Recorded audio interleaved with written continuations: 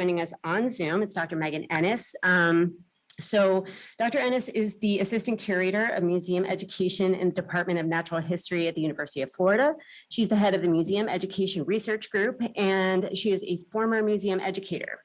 Her research focuses on the use of online learning in museums, as well as how to support the professional development of museum educators. And she examines how museums can support scientific interests and career aspirations of those who have been historically underrepresented in science. And so, Megan, did you want to go ahead and share your screen, or are you able to do that? I don't know if you want to do that now or. Sure, let's go ahead and do that. Can you all see my screen now? Hold on a second. We're going to. All right, people online can see it. Yeah, okay, we got online, yes, for sure. And then what do we do? Just scoot that over there? Yeah. Okay. You're filling the chat and Okay, perfect. All right, awesome. I think we're good. Yeah, we're good. All right, thank you very much. All right, Megan, you can take it away. Thank you so much for being here. Awesome. Thank you, Allison. And thank you, everybody, for joining us today. I'm sorry to be virtual, but I'm looking forward to chatting with you all about how to frame science in order to talk to the public. So as we go through all of this, think about how you might be able to use this with your own research and the work that you're doing. So as Allison said, I am the Assistant Curator of Museum Education, and that is equivalent to assistant professor, but since I'm over in the Florida Museum of Natural History, we get slightly different titles. And if you all haven't been here before, students get in for free to the museum. You should absolutely check it out. We have this amazing butterfly house that you can see. And right now we have a wonderful exhibit all on science communication where our paleontologists are actually doing research on exhibit. So if you haven't made it over here, please do come check us out. It's really a wonderful place to be. And so today I'm going to be talking about my research related to framing science research for the public and how do we talk to the public about the work that we do. So this is going to be an interactive session, so I hope everybody has a phone or a tablet or a computer or something because you are all expected to participate today. So I have a question for everyone. How do you anticipate using science communication in your career? So what you're going to do is go to polleverywhere.com/Megan Ennes 852, and then you can just go ahead and type in your answers. For those of you on Zoom, I dropped the link in the chat, so that should make your life a little less complicated. But for everybody else, you can either do that or you can use the text code as well. So I'll give you all a moment to get connected. And once you do get connected, stay here because we will be using this throughout the presentation.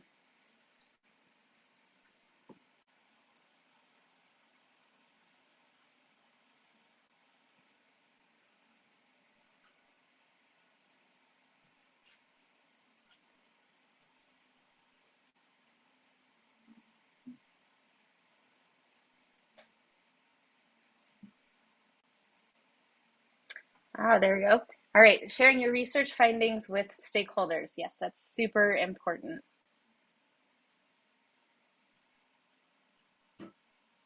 And thank you for whoever that was, because now we know it's working.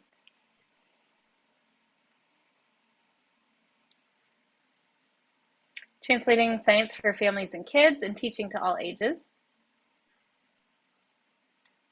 Sharing your passion. Woo, coming in fast.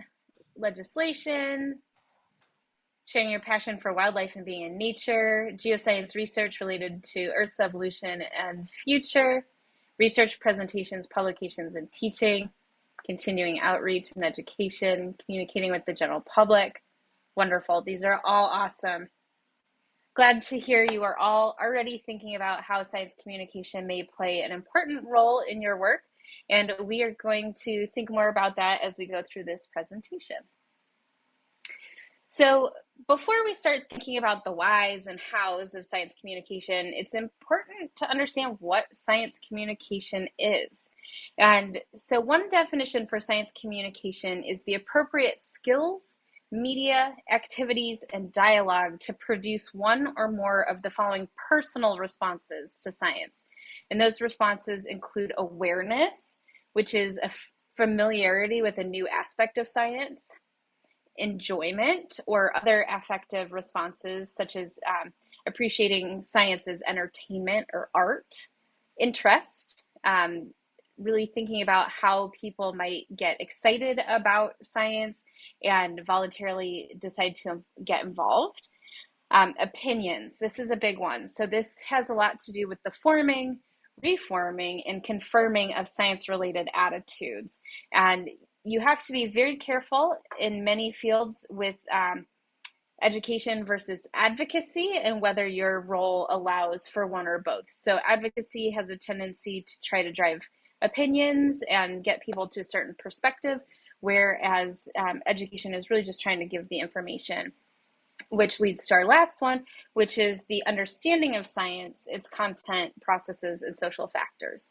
So as we are going through all of this, I want you to think about which of these factors are ones that you might try to bring up in your research. So are you trying to get people to be just more aware of the issue you're working on? Do you want them to be excited and want to engage in the outdoors? So these are 5 major responses that we might be trying to drive with the work that we do. So why do we engage in science communication? And that can happen for a lot of reasons, and these are not in any particular order whatsoever. So you might be encouraged by your current mentor or your supervisor to engage in some science communication. You might want to make a difference for people by sharing the information that you know. It is a wonderful way to gain teaching skills that you can apply in a wide range of settings. For some people, they just really enjoy doing outreach. I really like talking to the public. When I did my degree in marine biology for undergrad, I realized I was not a lab scientist. I wanted to be out there talking with people and really engaging them in the research. So now I'm a social scientist where I get to do both. So really wonderful. And for a lot of people, there is also a requirement from your funders to engage in science communication and outreach. We often call those broader impacts, and those are really important, particularly with the National Science Foundation. You cannot get funded if you do not have a strong broader impacts portion to your grant. And UF now offers a class on broader impacts. It is offered every fall. So if you're interested in learning more about that, let me know and I can put you in touch with the faculty who teach that class. Going backwards. All right. So, but what makes our science communication effective? And that really depends on your format. For example, if you're doing it on Twitter and you only have 240 characters, that's very different than if you're in public actually speaking with people. And so there are classes that will teach you all about social media. I am not a social media guru. So these strategies that we are talking about are more for public presentations.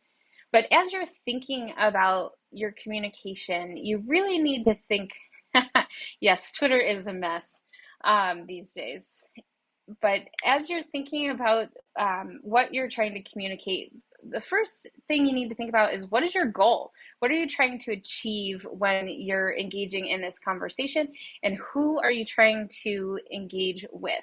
And that will really help you identify what format you want and whether your goals are appropriate for that audience. And you'll want to make sure that you identify which of those 5 responses you're really aiming to get from your listeners. It is also really important to remember that communication is a dialogue. You are not pouring information into an empty head. Your audience will come with ideas about how the world works, and you need to engage them in a two-way conversation so that you can construct meaning together. And you really, really, really have to make sure you are not using jargon or acronyms. I think this is one of the hardest for all of us. The more we read in the literature and the more engaged we are in our work, the harder it is to step back and remember how to talk like a normal human being again. So jargon can be really tough to filter back out, but it is so important. And even if you're talking with other researchers in your own field, it's possible they may not know what you're talking about either. So we can never make assumptions that somebody's going to understand the terms we're using. So you want to make sure you're being as plain and simple as possible. And finally, while you're engaging with the public, you need to be open to feedback. We are all learning what it takes to be good science communicators, and listening for feedback and seeking evaluation will help you to improve as you go along. And there are several different ways to do that. In fact, I believe we have several evaluation courses in this department that can help you learn more. But why? We talked about the why, but there's so many benefits to engaging in science communication. It takes time and energy, but talking with non-experts is maybe one of the most important things you do as a scientist, and it can also help you gain experience as a scientist.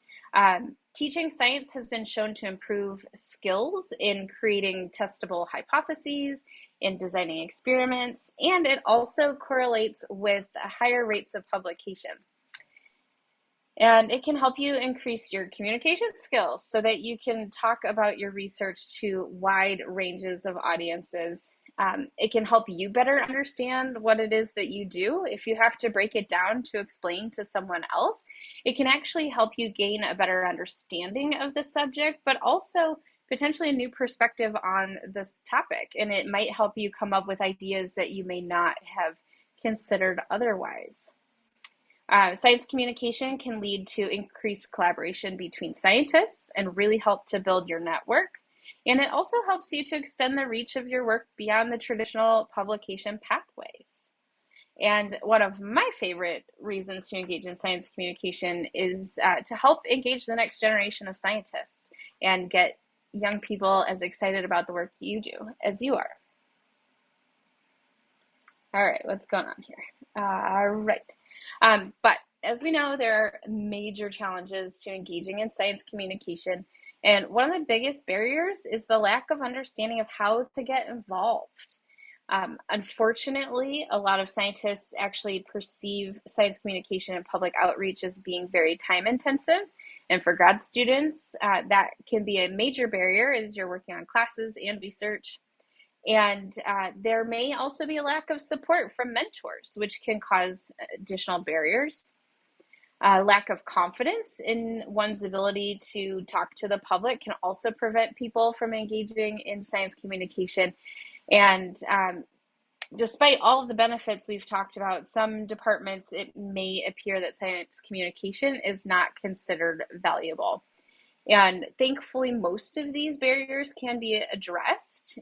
You don't have to start from the ground up to get involved in science communication. There are so many organizations on campus dedicated to helping scientists in this process, which can help you get started. It can lower the time needed to participate, and they can help support you in your outreach activities. One example, and I didn't plug it in here, but is the Scientists in Every Florida Schools program. If you're not familiar with that, it's a program we have here at the museum where teachers request visits from scientists, and we find scientists to partner with those teachers to be either a role model or to come in and do a presentation about your research. And it is wonderful. I think they've had programs in 60% of the counties in the state. So it's a really great way to get your outreach going, and they have a lot of support to help prepare people to work in that space. So Scientists in Every Florida Schools program, really awesome. All right, so thinking about all of these bits and pieces, when you think about the kind of outreach and communication you do, which of the 5 responses do you think you want to get out of your audiences? And so those were, again, creating awareness, creating enjoyment, developing interests, creating or changing opinions, and increasing understanding about the work that you do.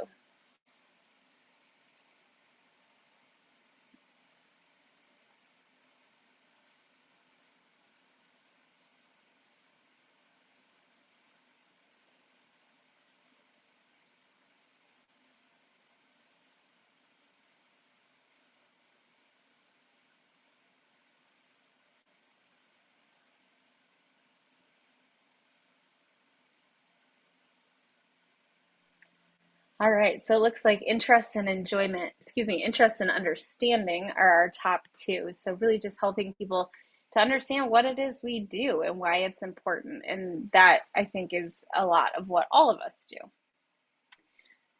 So when we want people to understand what it is we do, and we want to get some sort of environmental behavior change out of people, it's really important to know that knowing something doesn't automatically lead to behavior change. And so we can tell everybody all the facts that we want about this tree and why it is so important and what we need to do to protect it. But if they don't care about that tree, the likelihood that they're going to make change is actually fairly small. And so that goes for both objective knowledge, what you would take on a quiz to show that you know something, versus your subjective knowledge, which is what you think you know. And all of that is actually impacted by environmental emotions, such as how connected do you feel to nature? Or are you concerned about the planet? Do you have a commitment to nature? Things of that nature. So what we're going to talk about today is how do we get people from that understanding to environmental behavior change through the use of strategic message framing. So what is framing and why is it helpful in science communication? As I said earlier, when we talk to people, we're not just trying to fill an empty head with knowledge. They come to us with ideas about how the world works and what they know to be true. And framing allows you to help engage your listener by connecting them to something that they value and contextualizing the information that you share in ways that are more understandable. And using strategic message framing allows you to control the outcomes of your communication. So it helps you to get your listener where you want them to be. And it really relies on societal values, which we'll talk about again in a second here. And then it really just puts it into a context that helps them to better understand what it is that we are talking about. And it makes them more willing and interested in what it is that you're going to say. And this happens all the time. Anytime we decide to emphasize one piece of a scientific phenomena over something else, it's considered framing. So we are picking what to highlight in the communication that we're having. So framing is actually used in many fields. Much of the research is actually done in the media, education, politics. There's a very interesting book called Don't Think of an Elephant that is all about how framing is used in politics, if anybody needs some light reading. And Dekai, I will get your questions in a little bit here. So I'm not ignoring you, just going to continue on and see if we get there. So framing helps you to put things together in a way that helps people to understand what you're saying. It helps you know where to start, what to focus on, and what to leave unsaid, and how to make it more memorable. And the work that I'm sharing today, the strategies that I'm sharing today, have been rigorously tested through social science research funded by the National Science Foundation and led by the Frameworks Institute and the New England Aquarium. So whether we realize it or not, you're experiencing framing all the time. One of the big ones has to do with how companies try to activate your healthy living ideas portion of your brain. So if you saw a bag of chips that said now 90% fat free versus if they said only 10% fat, which one are you more likely to purchase? Or one I've seen a lot lately is people putting gluten-free in big words on items that are naturally gluten-free, that there should never be gluten in a certain product. But now if you look, you'll see gluten-free written on there in big letters because they're really trying to activate that part of your brain that says, oh, well, then this is clearly much healthier for me, even though it hasn't changed anything about that product. So we'll get to thinking more about that as we go along. So when you are framing your research for the public, there are very specific steps to use, and we're going to go through each one of these in a moment here. And you absolutely have to start with a value. so your listeners know why they care about what you're going to say. If you don't start there, you've already lost them, and there is no point in carrying on. Then you will connect your value to a solution through an explanatory chain. You cannot assume that your audience knows what you're talking about, so you walk them through step by step. And you can help to make it more easily understandable by using metaphors that help your listeners better understand. And it makes them a little bit sticky in their brain because it's something they may be more familiar with. And all of the metaphors that I'm going to share today have been tested through research. And then when you finish your talk, you have to end with a concrete action that you want your listeners to take. As a trusted source of information, your listeners want you to tell them what they can do to address the issue. And this is very important because it leaves them feeling hopeful rather than anxious and trying to figure out what they can do that will have a meaningful impact.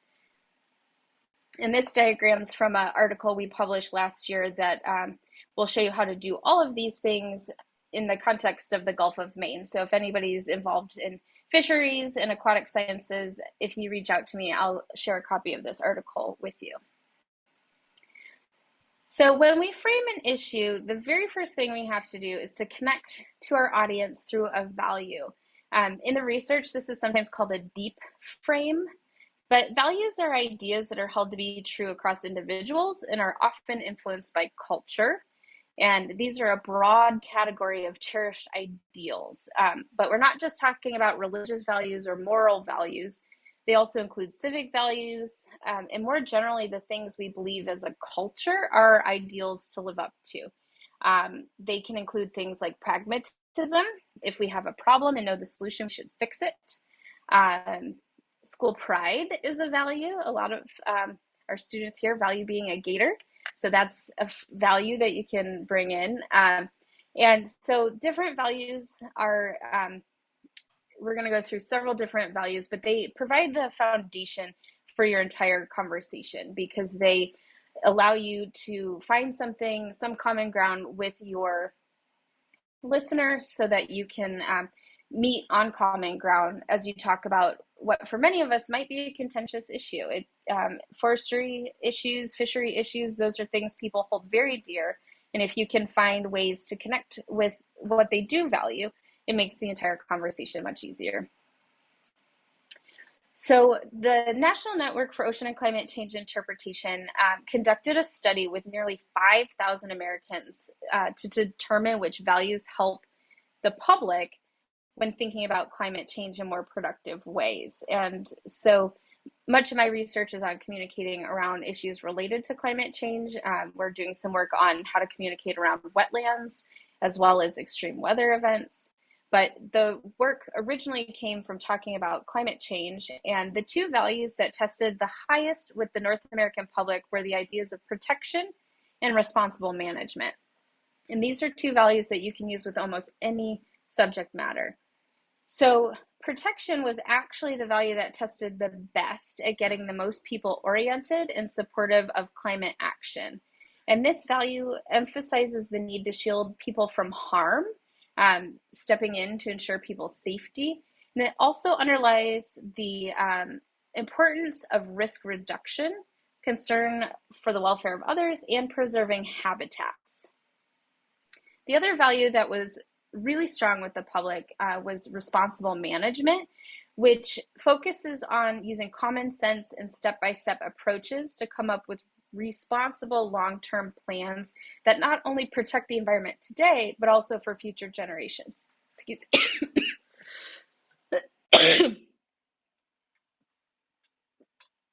Excuse me.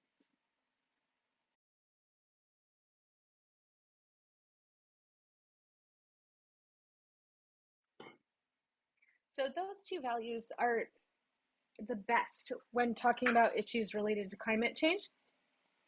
However, I have listed here several others that were tested originally in the beginning. And my all-time favorite is interconnectedness. It really talks about how we are connected to the environment and that actions we take impact the environment around us. For those of you old enough to get the reference, it's basically the 6 degrees of Kevin Bacon and how we're all just a degree or two away from the environment. Other values include innovation and ingenuity. So we can work together to solve problems. This one is actually very popular in the US, as we have a frontier mindset that we can solve anything. So that one is a very strong one.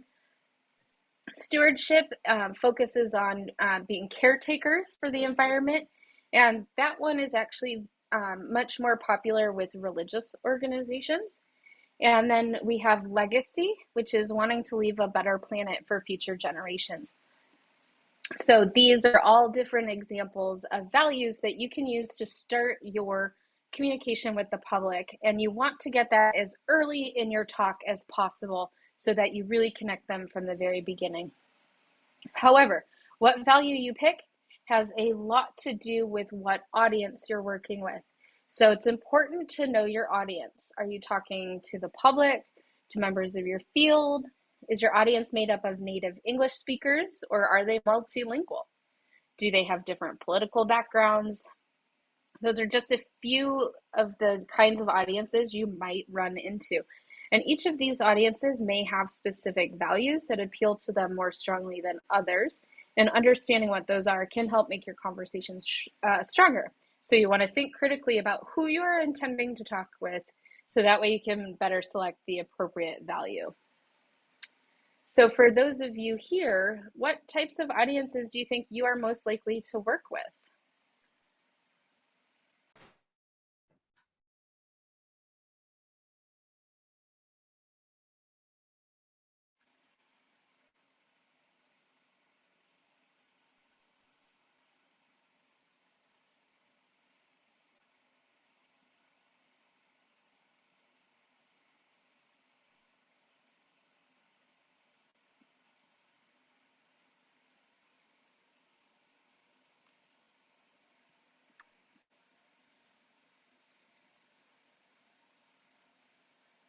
Lots of Floridians in there. Great. Scientists, students, families, stakeholders and politicians, anglers. Quite a wide range of audiences. And so if we're talking to a group of, say, a family versus maybe landowners, the value that we use for those two groups may not be the same. Responsible management is one that resonates with a lot of age groups, because one of the first things we learn in kindergarten is to clean up after ourselves. So that's one that young children can easily resonate with.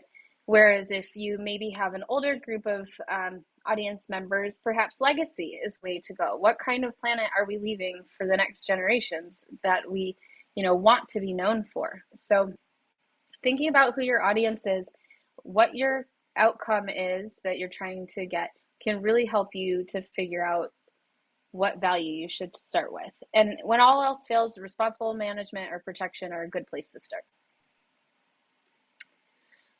So once you've figured out your value, the next thing you do is go into your explanation. And most of the people you talk to will likely not be experts in the subject you use.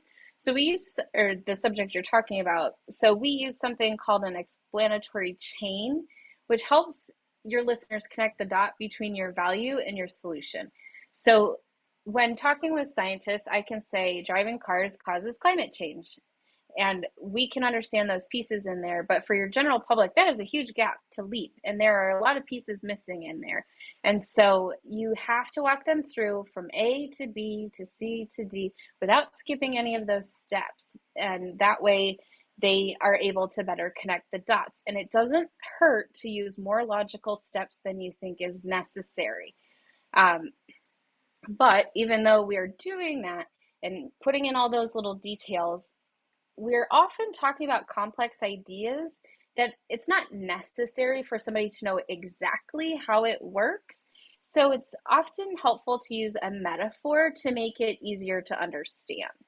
And our research tested several different metaphors that really were proven to fill in the gaps between public and scientific understanding. It helped people to structure the thinking about the topic and to lead to more productive conversations. And so I'm going to go through a couple of these metaphors. They can encourage conversations, they can draw your audience into this discussion. But an explanatory metaphor is a simple, concrete, and memorable comparison that quickly and effectively explains an abstract or complex topic. And again, all of these have been tested. And one example that we have been using for over a decade now is the heat trapping blanket. And so rather than talking about a greenhouse effect, which has not been very effective with the public, if we use the idea of carbon acting as a heat trapping blanket, it makes it much easier for people to understand. So example would be, as we burn fossil fuels in cars and factories, we release carbon dioxide into the atmosphere, which then acts as a heat trapping blanket that disrupts the climate. So it's very easy to put in there and really helps people to understand what is happening in the process. A couple others that we've tested related to climate change is regular versus rampant CO2, and that helps people understand the difference between carbon dioxide that's just naturally part of the cycle versus rampant production of carbon dioxide through anthropogenic means. Another one that we're still testing and trying to figure out if it's a good fit or not is the osteoporosis of the sea metaphor for talking about ocean acidification. There is a good chunk of the population that aren't familiar with the idea of osteoporosis, so it makes this metaphor a little harder to use. And another popular one is climate's heart, when thinking about the ocean and how it moves heat through and drives the weather and really can impact where the temperatures change. So when you're finished with your talk, you need to make sure you finish with a solution. And for much of what we work on, we are at the point where we need to use a community level solution because individual actions aren't going to drive the level of change that we need. You want to make sure they are concrete actions that they can take that will make meaningful change and that lead to action. So when I used to work in the aquarium, we'd say, this is a shark and sharks live in the ocean and they do blah, blah, whatever. And 20 minutes later, I'd get to the end and say, okay, go off and do good things for sharks. And then they'd look at me like, I don't know what that is.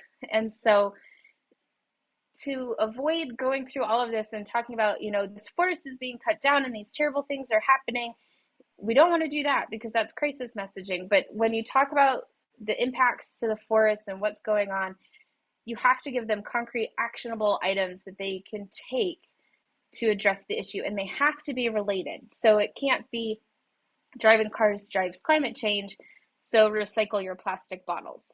Those won't make sense together because recycling plastic bottles is not actually going to offset the production of carbon dioxide. You need something like improve public transit or ask your school to create a no idle zone in the pickup and drop off lane, things of that nature. So the solution you pick has to be related to what it is you're talking about. And so you can give them a wide variety of actions, but you want to make sure that these are things that are actually taking place and that they are really going to address the issue. And so it's helpful to talk about how we're doing this as a community. And communities doesn't just mean a neighborhood or a town. It can be your school or a Facebook group, a book club, the places where you worship, your friends. And so when we think about what community level solutions are, we can think about a lot of different kinds of community. And by including community level solutions, we are telling people that, concern for this issue is normal and that action is taking place and that we can come together in order to address this issue and to make it a better planet for everybody. So it really helps to encourage people to get involved and feel hopeful that things can change. So it's really important. And existing solutions, again, are really important. And this can actually be one of the hardest things to think about related to your work, unless you are in a solutions-driven space. So as we said earlier, knowing something doesn't automatically lead to behavior change, and emotions can play a huge role. So on the in the blue, that was our objective knowledge and subjective knowledge, and we can help influence that through our explanatory chains and metaphors by making sure that people are actually understanding the process that we're talking about. And then our values help to connect to those environmental emotions. So how connected do we feel to the subject and caring about it? And then those community level actions can help lead to the behavior change because they will be feeling hopeful that change can happen. And I think we're going to get there in a moment, but one of the big things to think about is as you're having all these conversations, you have to make sure you are not engaging in crisis messaging. Saying the world is falling apart and it's all terrible, it's going to shut your audience down and they're not going to listen to anything you have to say. So you want to make sure you're using a reasonable tone and that you are sharing that there are ways to address these issues. And whether it's through mitigation or adaptation or some sort of other solution, we can work together to make some positive change, which can help and really help our listeners feel hopeful. So this little slide here is just a summary again of how to frame your message. You have to start with, why does this matter? Why are these people listening to you? Why do they care? Then you have to talk about how it works. And again, using those explanatory chains that walk us through each step of the way, but also making sure that you're using metaphors to help make these complex things a little more sticky. And then finishing with those community level solutions to ensure that they're not walking away thinking, holy cow, this terrible thing is happening and I don't know what to do about it. Because, we don't want to ruin anybody's day like that. So how might you apply these strategies to the work that you're doing? Oh yes, sorry, and we'll get to questions in the chat in just a moment. But thinking about these different pieces, what pieces do you think will be most helpful in your work, or how might you apply all of them to the work you do? Because they really do all work together in order to be effective.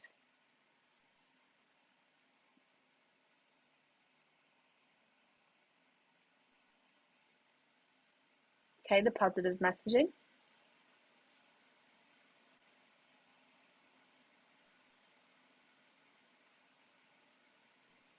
Yeah, shared values. Collaboration with your stakeholders. Yep. Feeling like it's actionable. Yeah, metaphors have helped a lot with turtle conservation. I'm interested to hear more about that one. Community level solutions. It's really interesting how that makes such a big difference. And success stories, absolutely. Thinking about positive solutions. Yeah, metaphors for broad audiences. Yeah, important to provide real ways to make change, concrete action, giving hope. Yes, step by step, and emphasize what they have in common. And encourage involvement, absolutely. Showing them why they should care.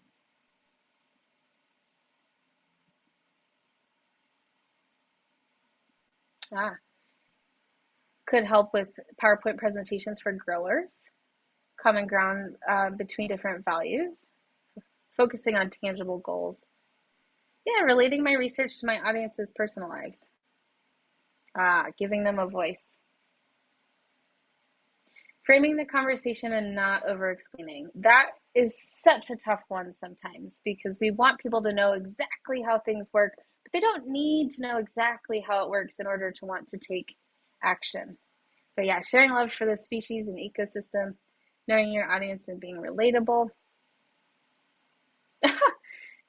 To help homeowners understand that their backyard lake is not a swimming pool.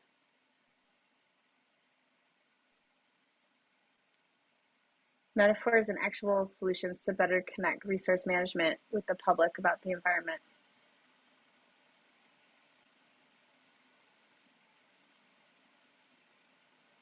Oh, the poll is full. Sorry, you can't share anything else. You guys had really good ideas. So these are all really interesting, and I'd love to hear more about them in a moment as you think more about how this could help support your work. But if you want to learn more and actually practice how to use these strategies, I teach a class in the spring called Science Communication and Public Education. It is online and asynchronous, so you do not have to be anywhere at any particular time.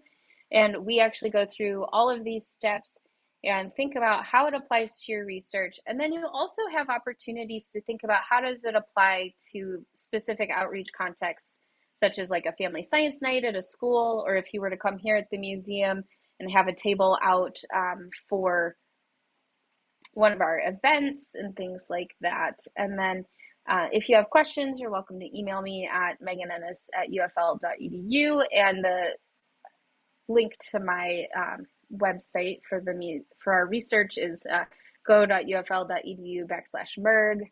And yeah, so we're going to take questions now, and there are actually two here in the chat. I'll leave this screen up for a moment. And Duquette asked, if we're engaging in honest dialogue, should we really be trying to control the outcomes of the conversation? And yes, we can have honest dialogue and still try to get the conversation where we want to go. So that book I mentioned before, if I were to say to you all, don't think of an elephant, what are you all thinking of right now? An elephant. And so unfortunately, with some subjects, there is inaccurate information that is out there. And even acknowledging that, hey, some people think blah, blah, what you're saying is, and that might be right. And so it is completely responsible and reasonable for you not to bring up the inaccuracies or misinformation or even disinformation that is out there related to your work, because it just muddies the conversation when really you're trying to help them understand this is the science and here's what we can do to help protect whatever this is. So it's not about being dishonest, it's about focusing on the important pieces, factual, correct information that you are trying to share with the public. And then Megan asked, are people more motivated by hopeful tone? And particularly for climate change, yes, because if we think about all of the things we have going on in our life, the world is kind of a tough place right now. We still have an ongoing pandemic. We're dealing with issues of systemic racism and all sorts of things going on. And then if we come in and the climate is changing and things are horrible, it's just one more concern that everybody is focusing on. Whereas if we can talk about in a way that, yeah, this is happening, but we can do things about it, it's very important. Thank you, Rachel, for sharing that article. And we have a couple articles, particularly the one I discussed earlier, I can share with the department to share out, or you can find it on our webpage about the Gulf of Maine. So I'm going to stop sharing right now and let people ask some more questions. Allison, do we have anybody in the room who has any questions? And I'm coming. Okay. Okay, yeah. So yeah, we've got a pretty good situation here. So do I have to mute myself if she's got her mic on? No. Okay, all right, cool. All right, we can just go ahead. I saw a hand. Yeah, there we go. I just wanted to also. You just need to press the, yeah. Oh, how fun. Hi, I also wanted to comment on the question of whether it's honest or dishonest to try to control the outcomes of a conversation. And I think it's important to realize that whether we are conscientious of it or not, we are using a frame, and it's just about whether we're choosing it consciously and with purpose. We'll probably fall back on whichever one we inherited from our previous cultural experiences. But if we want to encourage a specific outcome like conservation, then it's actually really great and really productive to choose a frame that will lead to that. Thank you. Yep, that's absolutely right. We frame everything all the time. The TV shows we watch, everything we engage, it is framed, whether intentionally or not, because you know, we all have our own worldview and we all work within that worldview and are trying to get people to share that with us. So thank you for sharing that. Does anybody on Zoom have a question?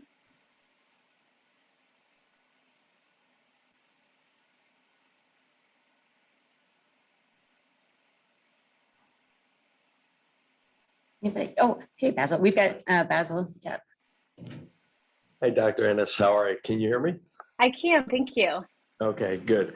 Yeah, I work in extension, and I think one of the things that was really surprising to me is that one of the first slides you put up, the reason for communication. Hmm. Behavior change wasn't listed as a reason, but then you go to another model of communication where behavior change is the end point.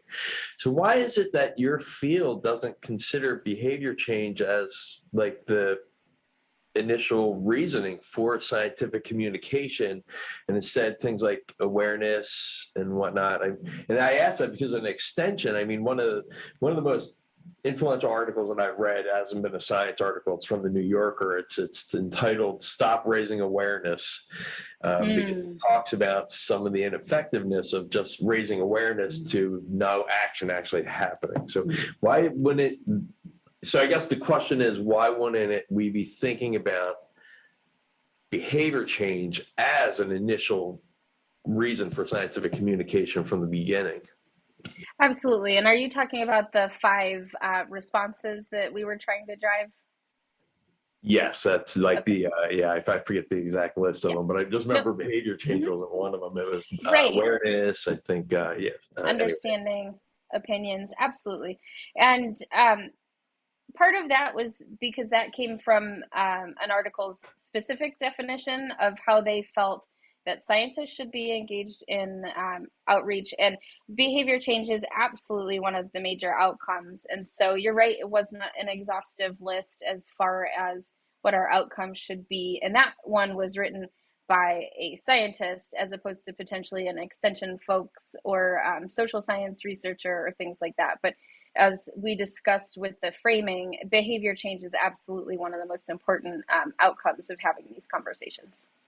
So thank you for bringing that up. Thanks. So Megan, I know that you are super pressed for time after this meeting. Oh, did you have to get to another meeting? I have until 3. Oh, you have until 3. Oh, okay. Yeah. Okay. So, okay, for everybody else, if I know people have to get to other classes and places and things like that. So maybe Megan, if you have time for do we have any other questions? I think Rachel has one. Oh, great. Thank you. Should I just ask it on video versus typing it? Okay. So I'm super, super interested in this topic. So thank you so much for your presentation. And I think one of the things I found really interesting getting into the research on this, what leads to effective behavior change, is a lot of these theoretical frameworks are coming from outside of the field of conservation. And I just wondered if you could comment on that a little bit. Like, most of what I've seen that I've been able to actually use has been adaptations from the health research field and medical research fields about how to encourage, healthy behaviors and then cessation of unhealthy behaviors. And like, what role does some of the work that's come in some of these other disciplines play sort of in our environmental and conservation sphere? And you're right. It's interesting how much work is happening in the public health sphere. So we're doing some work on assets-based approach evaluation for environmental programming, and how do we look at the folks who are participating in our programs from what they bring to the program as opposed to what they don't have. And when we've been looking at the research, most of the assets-based work is taking place in the public health field. So since there is a lot of work being done in that space, really trying to change behaviors, I think you're right that it's interesting how much of it is taking place in that space as opposed to in conservation specifically.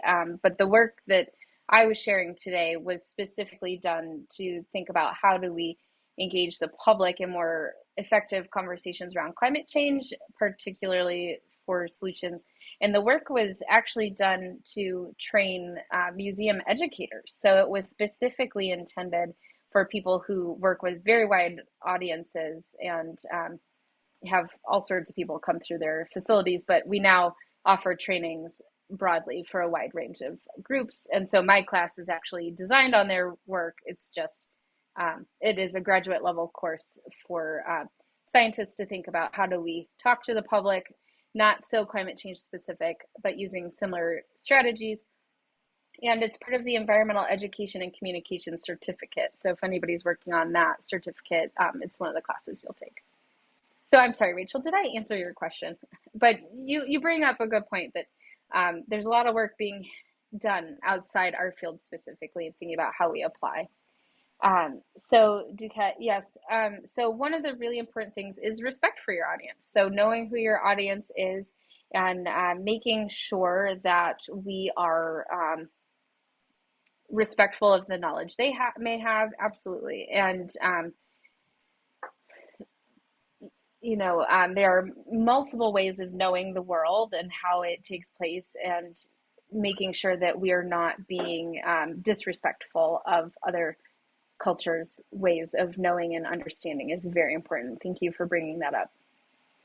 A lot of the work we're doing in the National Network for Ocean and Climate Change Interpretation is focused on DEIA right now, and how we have more effective conversations that are inclusive and respectful and accessible, and making sure we're addressing the correct issues appropriately. Awesome. All right. Well, thank you, Megan. And I want to remind everybody that Megan's email is also on the flyer that went out for the seminar talk today. So if you have any follow-up questions for her, you can always use that. But I really appreciate your time, Megan. This was awesome. It was really interesting for me. Someday we'll have a coffee and I'll tell you about my job talk that I could have used this before I did that. But anyway, all right. Well, so for everybody on Zoom, I'm going to go ahead and log off. But if you have questions for me, please feel free to email me anytime. Otherwise, I will see you all again on next Monday. Awesome. Thanks, everybody. Bye. Thanks, Megan. Bye. Good job.